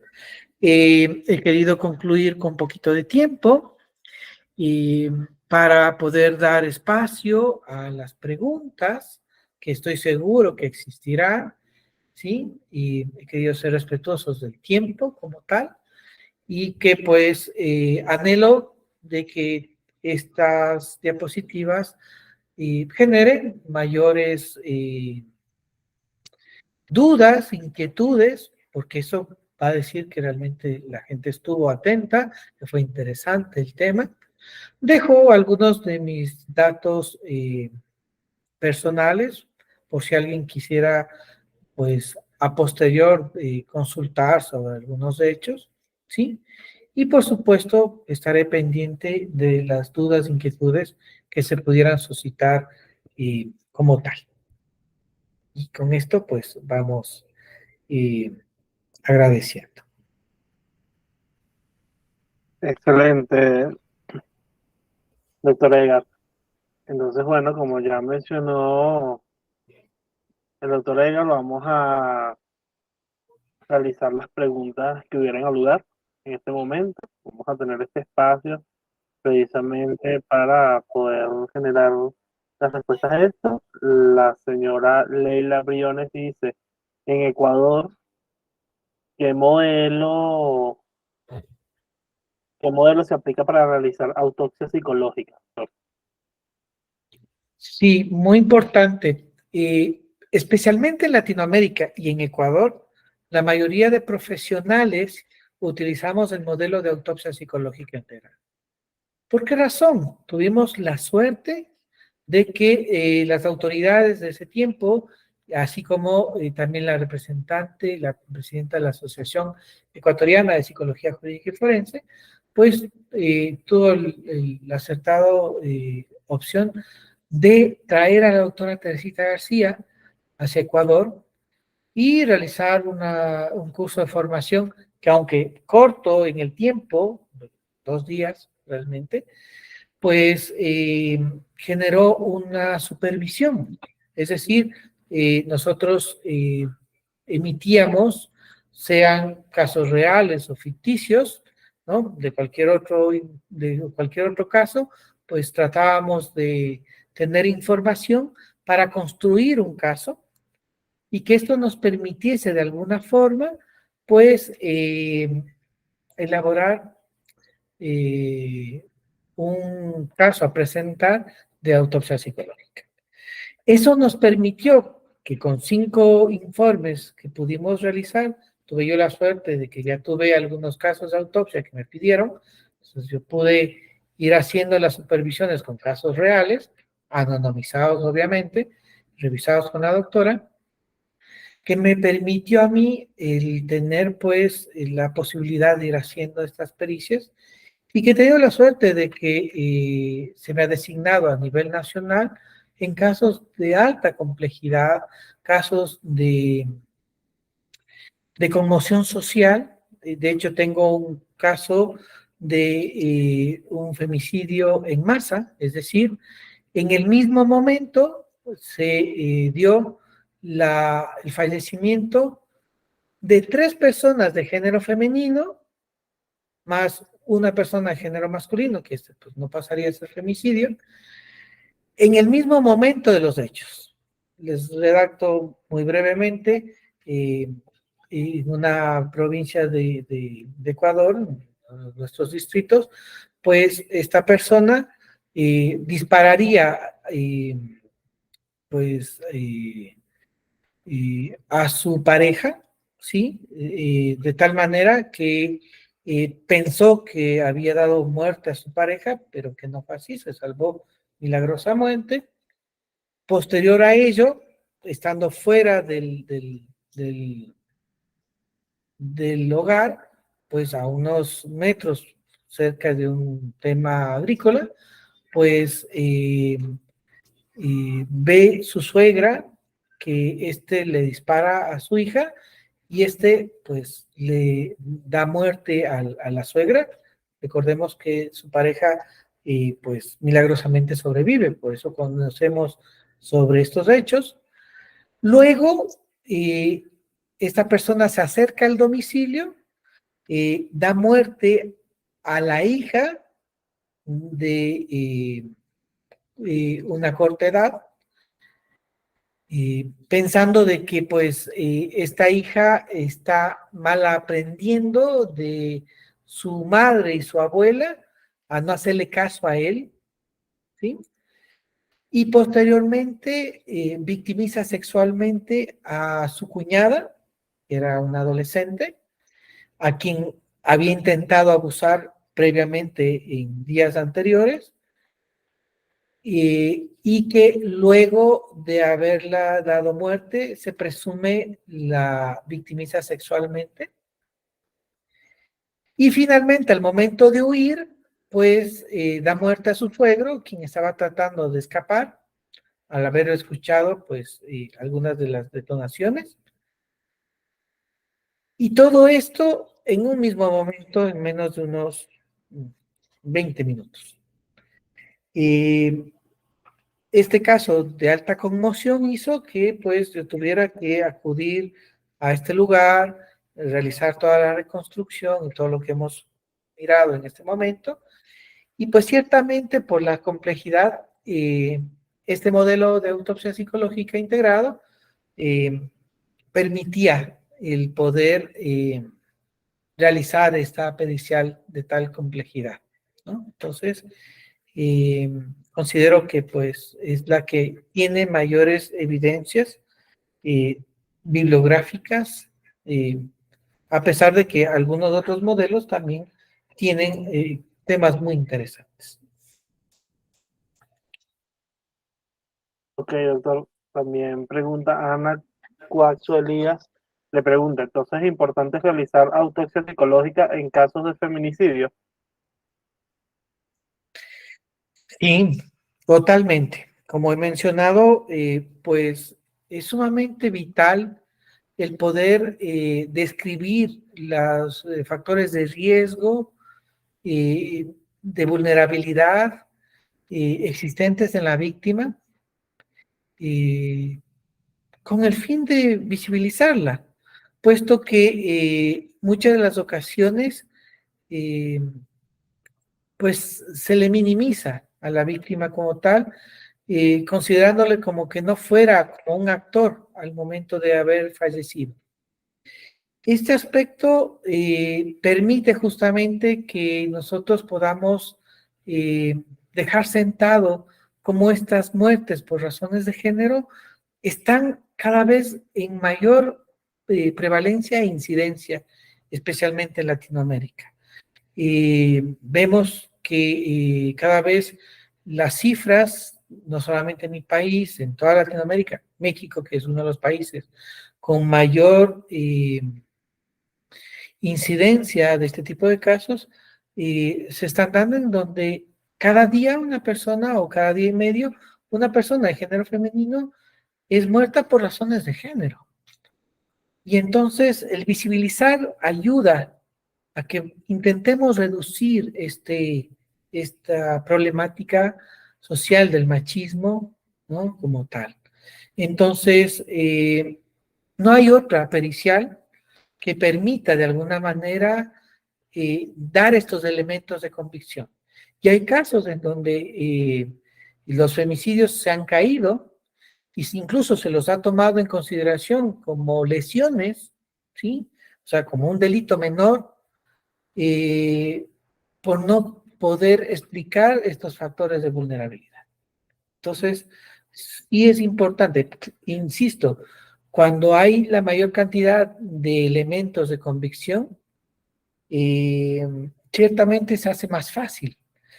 Uno de los preceptos que tiene la autopsia psicológica debe ser que haya una muerte indeterminada.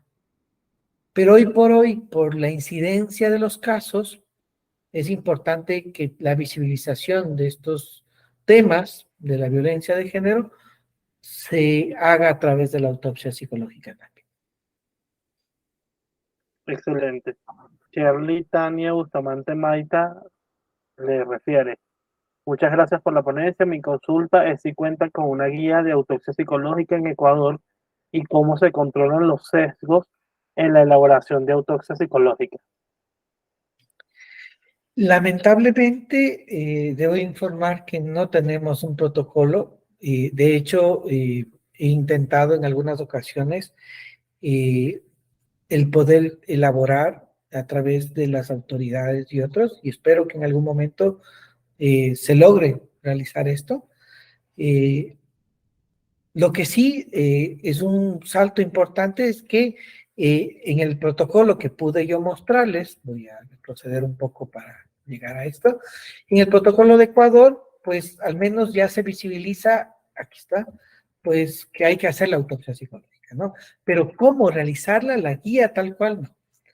Entonces hemos tenido que, pues, utilizar otros de los artículos que he ido colocando para poder mencionar, sobre todo esta guía de protocolo latinoamericano, ¿sí? Para indicar un poco mejor. Y hay otros artículos que he ido poniendo en todas las presentaciones como tal. ¿Cómo generar, pues, estos sesgos o cómo reducir estos sesgos? Pues, como mencionaba, el MAPI, este modelo específico de autopsia psicológica, pues permite que a través del tema estadístico, pues ya no sea el profesional el que diga lo que está pasando. Por ejemplo, el profesional puede tener un sesgo en el rasgo de personalidad.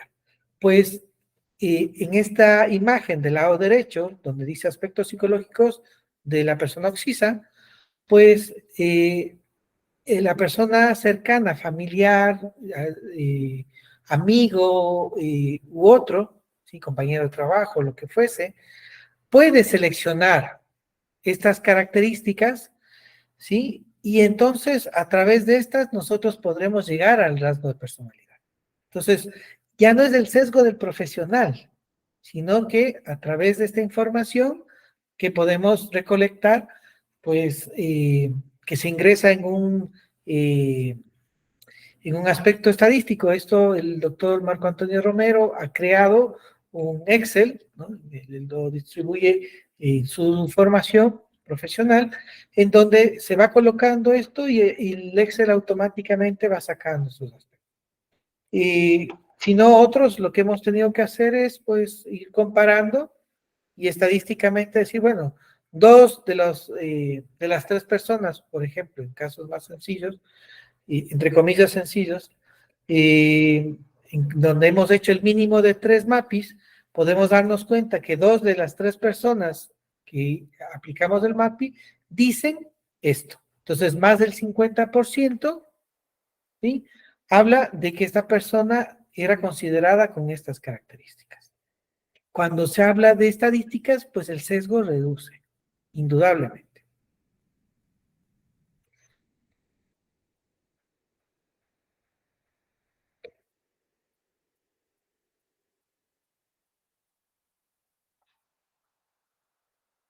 Y no sé si con esto pude dar contestación a la pregunta. Solamente les pido un segundo hasta que se me acaba la batería y no quiero que se me apague el computador. Ok, doctor, tranquilo. Y Hay tres, como bien dijo, surgieron muchas preguntas. Aquí tiene dos preguntas más. no, yo como ya he dado esto, pues yo ya lo sé. Hay veces que se preocupan los organizadores y dicen, es que 20 minutos ha terminado antes. ¿Para qué? Pues es que hay muchas preguntas. No, tranquilo. Ya, ahora sí estamos conectados. Exactamente. Por favor. Ok. Selene Vigueras Valenzuela refiere, en ese sentido, ¿cuál sería la diferencia entre un dictamen victimológico y los rasgos de vulnerabilidad en la autopsia psicológica? Uy, es una pregunta muy interesante. En las características victimológicas, ¿sí? Vamos a encontrar algunos factores de riesgo. Ciertamente, el análisis de estos y su diferenciación corresponderán especialmente si estos son partes de los factores predisponentes, preparantes o desencadenantes. Voy a poner un ejemplo. Una persona con una discapacidad física, pues será un factor de riesgo, ¿sí? Pero no siempre puede ser esta la razón para que se le seleccione a la víctima. A veces la persona que comete el hecho de muerte, pues desconoce que tenga esta discapacidad o no. A diferencia de una discapacidad intelectual, en donde tal vez sea más evidente su vulnerabilidad, y que ésta haga que los factores víctimo-impelentes y víctimo-repelentes, es decir, víctimo-impelentes, la capacidad que yo tenga para defenderme, y víctimo-repelentes, la capacidad de defenderme, o impelentes, aquellas características que hacen que yo no tenga esta posibilidad de defensa, ¿no? Deba yo analizarlas de mejor manera, ¿sí?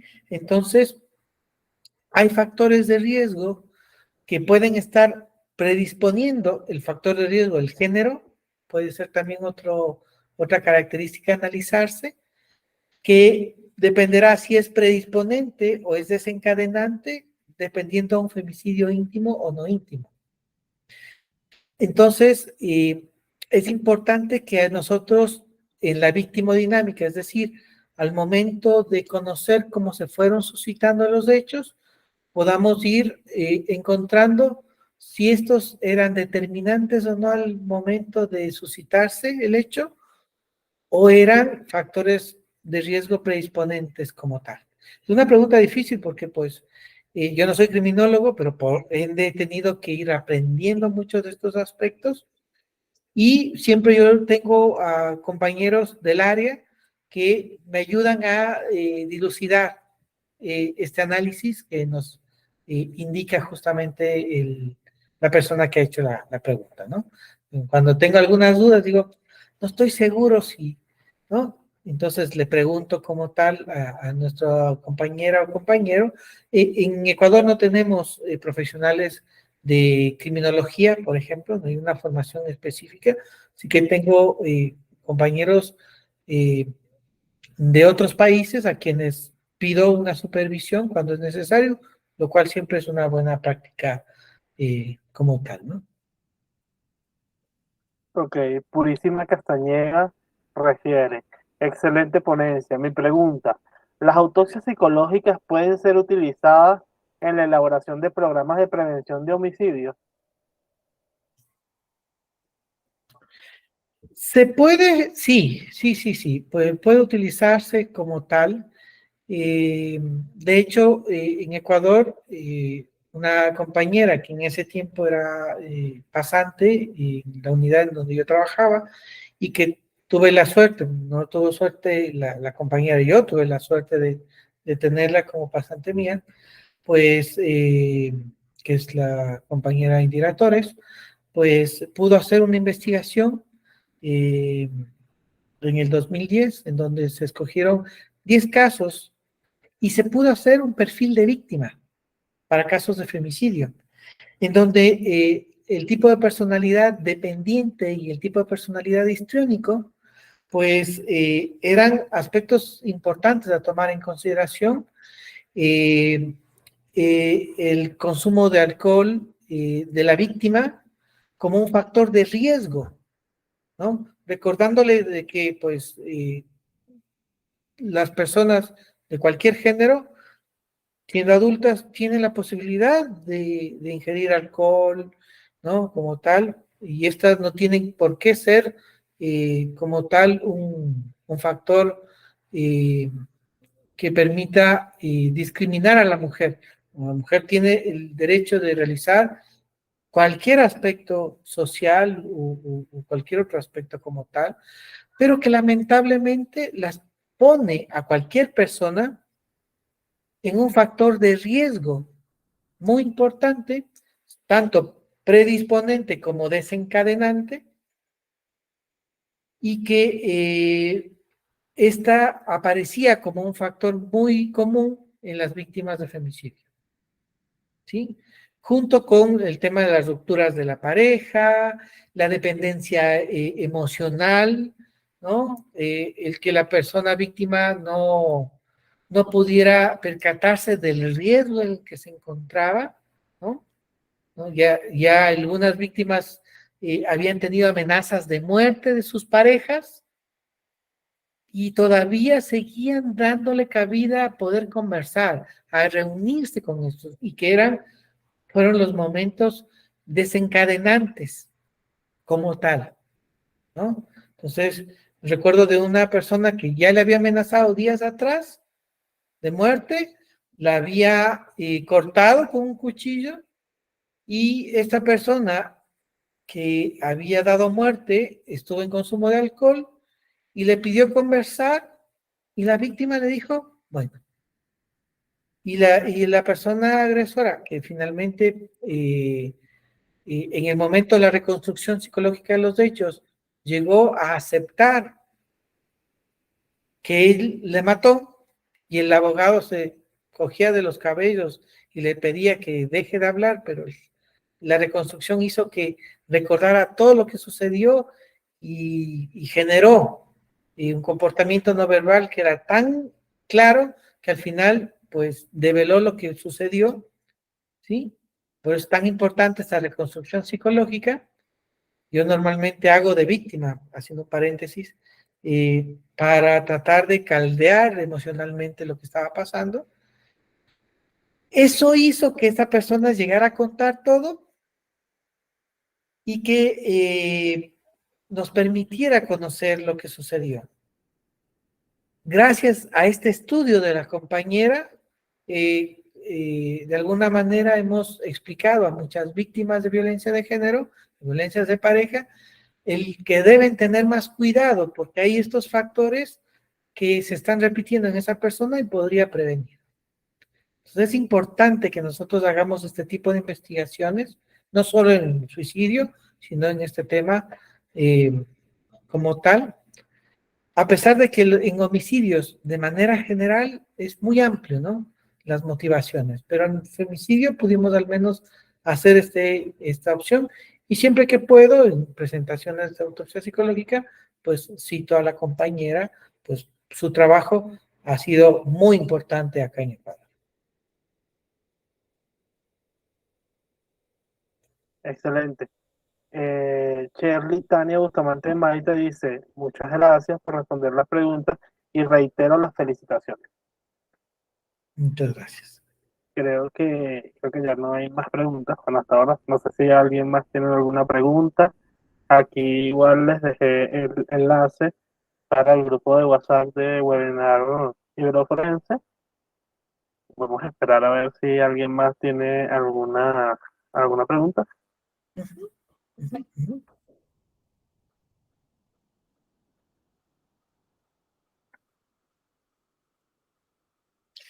De todas maneras, han hecho preguntas muy interesantes, muy prácticas, ¿no? Por supuesto, muy interesante. Bueno, doctor, creo que ya no hay más preguntas. De todas formas, ya el doctor aquí en la última presentación colocó sus datos para quienes quieran comunicar de forma directa acá. Ujú. Y lo voy a colocar la última Colóquelo, doctor. para que puedan tener esto y pues nuevamente sumamente agradecido. Ay, ya me pasé. Muy agradecido. Caramba, Tranquilo, doctor. ahí estamos. ¿Se está visualizando la última? No, aún no sale el compartir. Parece que sin querer la quité en vez de ponerla. Entonces, sumamente agradecido con todas y todos. Estimado doctor, muchísimas gracias por la invitación, el doctor Emanuel Valera, y pues esperamos poder hacer algunas sinergias, poder hacer algunos trabajos en conjunto, y no solamente este primero, y pues agradecer nuevamente pues por la invitación. Muchísimas gracias, doctor Edgar. Excelente, excelente toda esta ponencia. Ya nos muestra un escenario de aplicación, no solamente teórico como lejano, sino de aplicación real en caso forense de la autopsia psicológica como técnica dentro de todo la batería de pruebas que tienen en psicología forense, particularmente cuando trabajan como equipo biopsicosocial, en conjunto también con psiquiatras, con trabajadores sociales y con el resto del equipo forense. Agradecido, mira, aquí le colocan Ana Coaxolías, muchas gracias, excelente ponencia. René Cuevas, felicitaciones, Eguita, que era Eguita. Bueno, de verdad, muchísimas gracias, doctor, y obviamente vamos a seguir trabajando en conjunto. La idea es ir avanzando en este y todos los otros campos, incluso dentro de toda la construcción que se requiere para nuestros países, que a diferencia del tránsito que lleva Estados Unidos y Europa, en nuestro caso es mucho más complejo porque hay una gran diversidad en todos los sentidos, en todos los ámbitos. Hay una diversidad étnica, una diversidad genética, una diversidad social que no se encuentra ni en Estados Unidos ni en los otros, ni en los pueblos de Europa, precisamente por todos los procesos sociohistóricos que hemos vivido. Entonces, agradecido nuevamente por su presencia y por su ponencia. Esperemos tener otras oportunidades y particularmente, bueno, su participación también en los congresos que estamos en la actualidad organizando para el mes de agosto y el mes de julio. Entonces yo ya hablaré con usted para su participación dentro de esto, precisamente con toda esta experiencia que tiene y que nos permite ampliar, obviamente, los conocimientos que tenemos cada uno de nosotros en las distintas áreas, pero también una de las características de nuestra organización es que nosotros queremos propiciar la escritura científica forense. Magnífico. Entonces, Magnífico. Yo ajá, encantado desde ya en buscar las alternativas para poder colaborar en estos eventos y excelente, excelente opción entonces. vale, muchísimas gracias, doctor. Bueno, nos vemos en otra oportunidad. Que tengan muy buenas noches todos. Agradecidos por su presencia, agradecidos con el doctor Edgar Poveda Durán. Muchas gracias a ustedes y una excelente noche a todas.